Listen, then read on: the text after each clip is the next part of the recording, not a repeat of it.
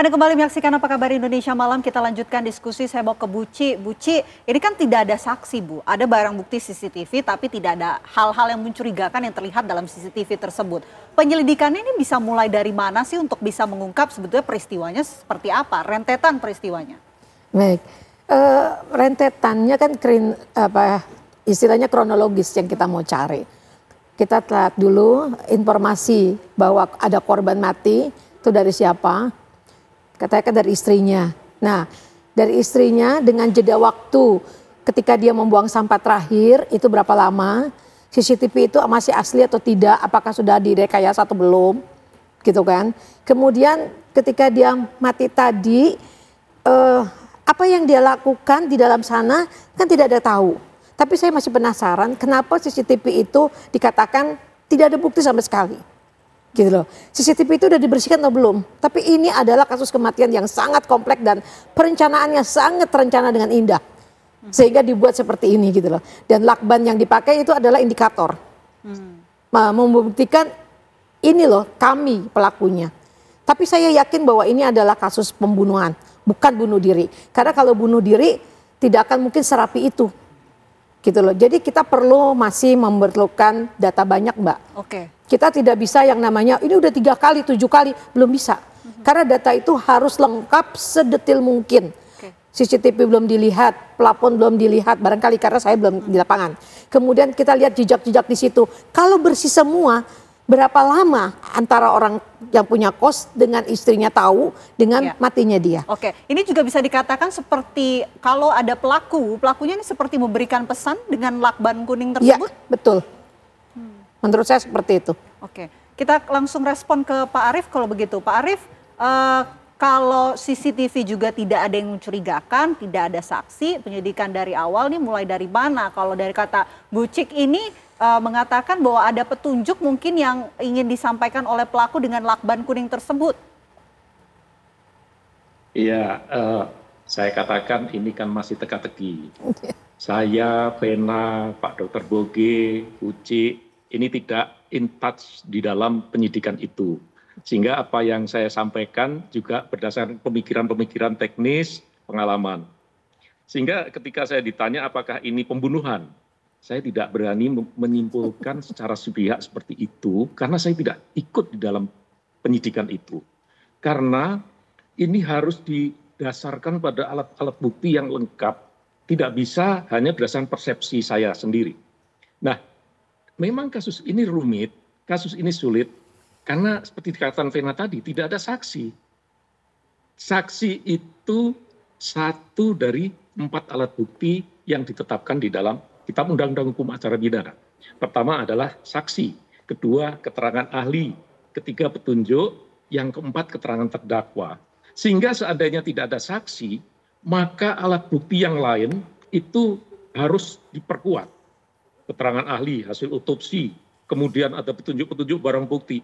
Makanya penyidik sampai sekarang sudah 3 kali melakukan olah TKP untuk mencari dan mencari lagi. Termasuk CCTV yang dikatakan oleh Bucik tadi. Itu semua akan di-download dan akan dianalisis. Termasuk gadget. Nanti akan ditemukan jejak-jejak digital yang dimiliki oleh korban.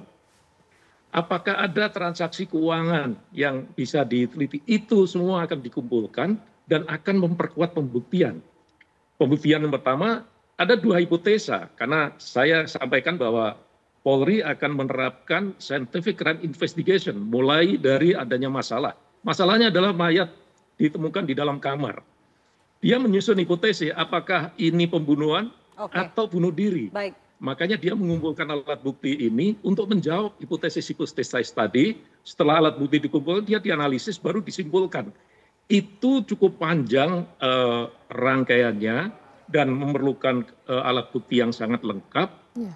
Sehingga dari analisis yang lengkap itu tadilah baru diputuskan. Sehingga saya tadi ditanya oleh Metro TV juga bahwa apakah ini bisa dilakukan pembunuhan. Saya tidak berani menyatakan seperti itu. Karena ini saya sampaikan kepada publik, nanti akan bisa dipegang oleh publik. Ini katanya Pak Arief mantan Kabar Eskrim, ini pembunuhan. Belum. saya belum berani menyimpulkan begitu. Tidak ingin mendahului ya, Pak Arief. Tapi kalau untuk pertama kalinya dalam kasus kompleks seperti ini, apa yang sebetulnya dicari oleh pihak kepolisian? Apakah sidik jari atau CCTV? Yang pertama kali dicari nih Pak, apa? Yang pertama dicari adalah bagaimana keadaan korban. Jadi keadaan korban, tadi dikatakan oleh Pak Boge, bukti-bukti fisik. Bukti-bukti fisik yang dilihat dari luar, apakah ada ruda paksa, apakah ada kekerasan, bagaimana melakbannya itu, apakah ini dilakban sendiri atau tidak, itu ada teknik melepaskan lakban itu tidak bisa sembarangan, sehingga nanti akan bisa direkonstruksi, oh ini dilakban sendiri atau ada orang yang melakban. Kemudian bagaimana kondisi orang yang bunuh diri dengan dibunuh, apakah ada bukti-bukti cara masuknya atau ada akses masuk di kamar itu selain si korban. Bagaimana dengan penjaga, kuncinya di selain korban, apakah ada orang lain yang mempunyai akses di situ. Bagaimana dengan tetangga yang ada di kamar-kamar yang lain. Itu semua pasti sudah disisir oleh penyidik dan sekarang sudah dikumpulkan. Makanya penyidik memang cukup berat untuk mengumpulkan ini karena dia harus merekonstruksi semuanya untuk menjawab itu tadi, karena tidak ada saksi atau kesaksian orang yang melihat, menyaksikan dan mendengar. Saksinya betul-betul saksi dari petunjuk, dari barang bukti, dari hasil otopsi, keterangan ahli, itu saja. Baik, Dokter Boge, kalau seperti ini untuk mengetahui waktu kematian dari korban ini sebetulnya seperti apa? Berapa lama meninggal begitu? Kira-kira meninggalnya pada pukul berapa dan lain sebagainya, ini seperti apa untuk mengetahuinya? Ya, kita akan memakai adanya lebam mayat, kemudian biasanya dengan kaku mayat dan beberapa pengukuran suhu mungkin memang. Jadi kita nanti melihat ya sejauh mana ini lebamnya hilang pada penekanan atau tidak, kaku mayatnya masih bisa dilawan atau tidak. Jadi itu semua kita gabungkan untuk menyimpulkan adanya suatu perkiraan waktu kematian di situ. Oke, jadi itu yang bisa mengetahui waktu-waktu kematian dari korban ini. Tapi kalau untuk jeda, untuk bisa mendalami mengenai penyebab kematian ini butuh waktu berapa lama sih dokter? Iya itu tadi ya, tergantung prosesnya memang adanya tadi seperti Pak Arief ada beberapa paksa, maksudnya adanya kekerasan. Yang mungkin di sini secara fisik saya tidak tahu ya apakah ada tampak atau tidak. Ada kekerasan melalui juga minuman atau makanan yang membuat dia tidak sadar sehingga membuat saya timbul kematian, dan itu kita lakukan semua melalui otopsi. Jadi diambil jaringan sedikit untuk kita lakukan pemeriksaan laboratorium. Adanya zat-zat yang menimbulkan suatu ada tindak kematian atau tidak. Atau gitu. Obat-obatan begitu yang dikonsumsi terakhir kali itu juga ikut didalami. Bisa akan terdeteksi nanti termasuk pemeriksaan laboratorium. Mungkin kalau memang ada bekas sidik jari di tubuhnya bisa akan dilakukan pemeriksaan DNA, mungkin bisa nanti kita bantu dengan pemeriksaan laboratorium lebih lanjut. Cukup lama nggak sih untuk sidik jari nempel? Ya lumayan ya, kalau lumayan mungkin nanti dari teman-teman dari Inavis juga akan kolaborasi sama kita ada DNA laboratorium DNA ya, punya puslapor juga, itu nanti saya nggak tahu berapa lamanya, pasti perlu proses juga, kan banyak ya yang berkepentingan juga, maksudnya apakah dia memegang sendiri atau yang ada yang memegang gitu ya. Makanya olah TKP itu sangat penting sekali untuk menentukan apakah dia memang masih tadi apakah dia pembunuhan atau bunuh sendiri. Jadi olah TKP juga sangat dipentingkan. Jadi kita juga dari dokter juga bisa melihat seperti apa, kita menemukan apa di dalam tubuh si korban ini, dilihat juga kondisinya seperti apa di tempat TKP tersebut gitu. Oke, Bu Cik, ini kan olah TKP sudah 3 kali gitu ya. Mudah-mudahan olah TKP kali ini benar-benar ada petunjuk besar yang bisa mengungkap penyebab kematian dari Arya Daru ini. Tapi kalau misalnya ternyata belum juga, perlu juga nggak sih untuk kembali melakukan olah TKP atau sebetulnya ada cara lain untuk bisa mengungkap mengenai penyebab kematiannya? Kalau menurut saya tidak bisa ya ditentukan waktu 3 kali, 4 kali, atau berapa kali untuk bisa mendapatkan dan mengumpulkan data-data yang memang ini jelimet sekali gitu ya. Nah tadi saya mengatakan ini kemungkinan dibunuh gitu kan ya. Karena kesimpulan saya mungkin terlalu dini karena saya melihatnya gini, ketika dia melakban itu, kalau menurut perkiraan saya, kalau melakban sendiri itu satu hal yang tidak mungkin. Gitu loh, itu baru itu persepsi saya, itu persepsi saya. Gitu ya, iya perlu cermin gitu. Bagaimana dia mau melakban serapi itu, gitu. Sementara kalau orang lain yang melakukannya bisa serapi itu gitu. Itu makanya saya mengatakan kemungkinan ini dibunuh. Tetapi untuk waktu kita tidak bisa menyatakan bahwa dalam waktu seminggu ini kelar. Tidak bisa. Karena pemeriksaan itu dari berbagai macam data sekecil apapun harus dilihat. Tadi polisi apakah sudah melihat seluruhnya atau belum. Kalau misalnya tadi baru dicongkel pintunya, jendelanya, terus itu kok anak kuncinya bagaimana keadaannya, kemudian kenapa istrinya yang nelpon, apakah tadi tetangganya nggak ada rasa bau dan lain sebagainya, itu semua harus dikumpulkan datanya, Mbak. Oke. Gitu. Kalau Dokter Boge bisa nggak sih membedakan ketika jenazah ataupun korban ini dibunuh ataupun bunuh diri? Oh, itu bisa tadi kita ngelihat dari luar dulu ya. Kemungkinan memang kalau adanya suatu pembunuhan pasti ada tanda kekerasan kemungkinan. Ada juga yaitu tadi melalui zat-zat yang masuk atau yang dihirup oleh si korban yang diberikan oleh si pelaku misalkan. Kalau tidak ada tanda kekerasan. Kalaupun bunuh diri pun nanti mekanismenya kita lihat dari dia misalkan minum racun ya. Bagaimana apakah ada gelas yang di situ, ya kan? Jadi nanti sidik jarinya diambil mungkin sama teman-teman dari Inavis.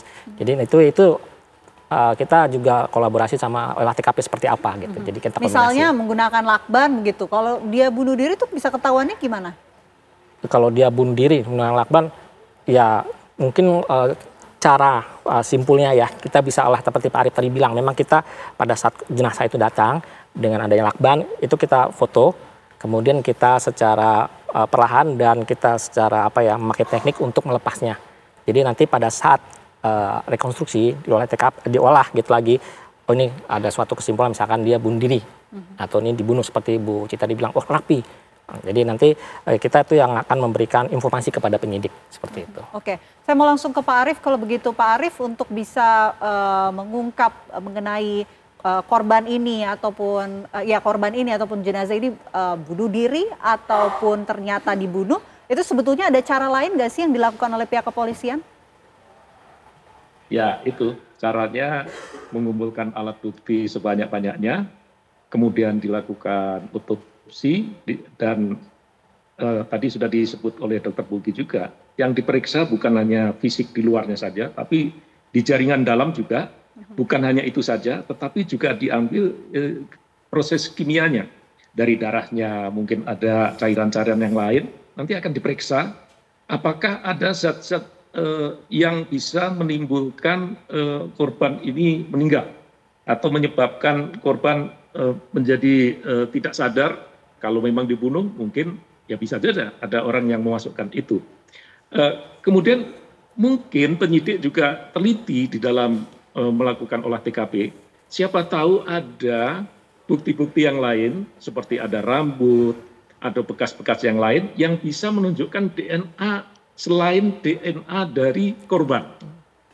Sehingga sekarang Polri sudah memiliki laboratorium yang bisa melakukan pemeriksaan DNA, kemudian juga sidik jari juga sudah memiliki teknologi yang cukup canggih, sehingga saya pikir ini semua sedang dilakukan oleh kepolisian.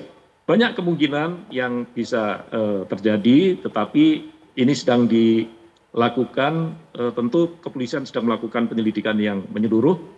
Dan saya juga mengingatkan supaya betul-betul akuntabel, betul-betul transparan, sehingga apa yang diputuskan, apa yang disimpulkan oleh para penyidik nanti betul-betul bisa make sense atau bisa diterima oleh akal sehat. Oke, baik. Kita juga ingin membahas mengenai potensi penelusuran, mengenai relasi personal dari korban ini, apa saja yang bisa ditelusuri, dilacak. Kita akan bahas usai jeda. Tetaplah bersama kami di Apa Kabar Indonesia Malam.